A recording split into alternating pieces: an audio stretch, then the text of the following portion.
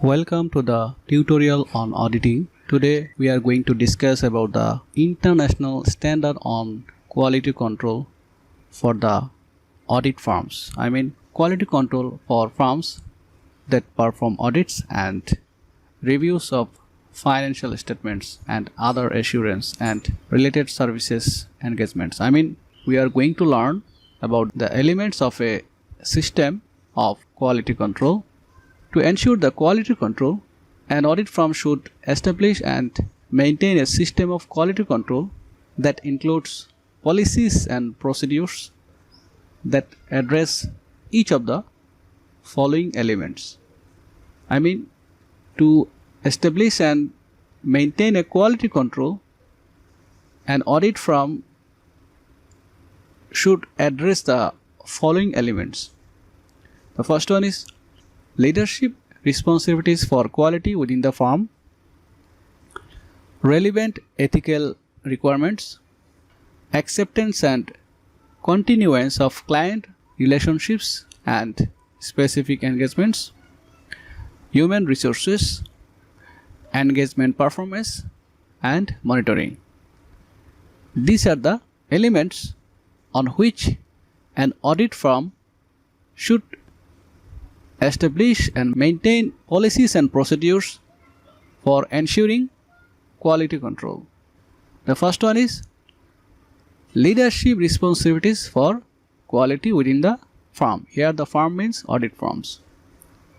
To ensure the leadership responsibilities, an audit firm should have a chief executive officers or equivalent position, or if appropriate, the audit firm should have a managing board of partners or any equivalent position, and there should be assigned responsibility on that person so that the person can establish the policies and procedures to design a internal culture which will ensure the quality control for the firm. The person on which the audit firm has assigned the responsibility should have the sufficient and appropriate experience and ability as well as the necessary authority so that that person can perform the responsibility for ensuring quality control. And the second element for ensuring quality control in a audit firm is relevant ethical requirements. The most important ethical issue is independence of the personnel or staff or the auditor. The firm should establish policies and procedures so that the responsible person have required independence, because maintaining independence is a required issue or element under the perspective of ethical requirements. After establishing policies and procedures for ensuring independence, the audit firm should communicate its independence requirements to its personnel and, where applicable, others subject to them. As well as the audit firm should identify and evaluate circumstances and relationships that create threats to independence. I mean, if there is any possible threats against the independence of the staff or personnel or auditor, that type of threats should be identified and evaluated, and there should be a appropriate actions or measures which should be taken to eliminate those threats or to reduce those threats. That means there should be a adequate safeguards to ensure the independence of the auditor or the assigned staff or personnel. And if it is assumed that required safeguard cannot be ensured, in that case, there should be a process to withdraw from the engagement. Ultimately, the independence of the personnel, here the personnel means any staff or any auditor in a audit firm, the independence of the personnel should be ensured because it's a ethical requirements for ensuring the quality control of a audit firm. There are some fundamental principles of professional ethics. We can see integrity, objectivity, professional competence and due care, confidentiality, professional behavior. These are the professional ethics which should be ensured to meet the ethical requirements which are essential for the quality control of an audit firm. And the third element for ensuring quality control for an audit firm is acceptance and continuance of client relationships and specific engagements. The firm should establish policies and procedures for the acceptance and continuance of client relationships and specific engagements, designed to provide the firm with reasonable assurance that it will only undertake or continue relationships and engagements where the firm is competent to perform the engagement and has the capabilities including time and resources to do so, as well as where the firm can comply with relevant ethical requirements. I mean, an audit firm should accept and continue any engagement in which the firm is competent to perform the responsibilities, as well as the firm has the capabilities. Here the capabilities may be the time and the available resources. So there should be competent and capabilities for an audit firm to accept and continue any relationships or any engagements. And another issue is whether the audit firm can comply with the relevant ethical requirements. And the fourth element to ensure the quality control for an audit firm is human resources.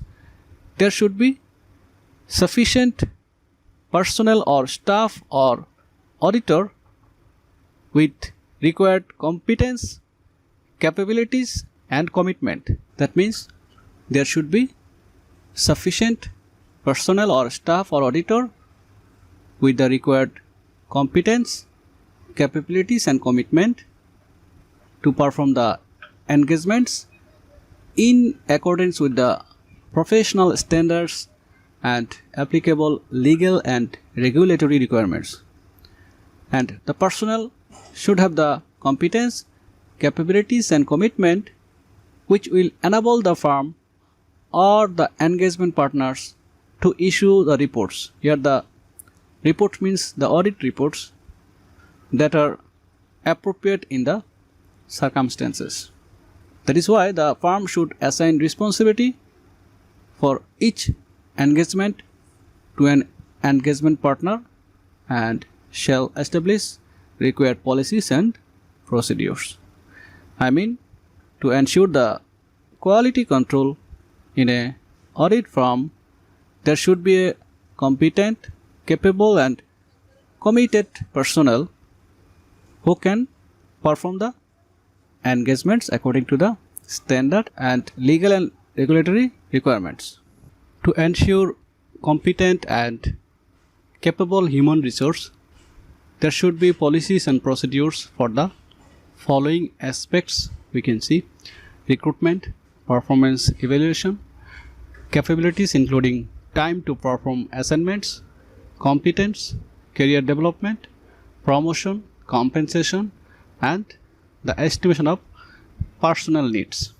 Effective recruitment process and procedures help the firm select individuals of integrity who have the capacity to develop the competence and capabilities necessary to perform the firm's work and possesses the appropriate characteristics to enable them to perform competently. I mean, if there is a policies and procedures for the following aspects, then there is a possibility to have competent and capable human resources for ensuring quality control for an audit firm.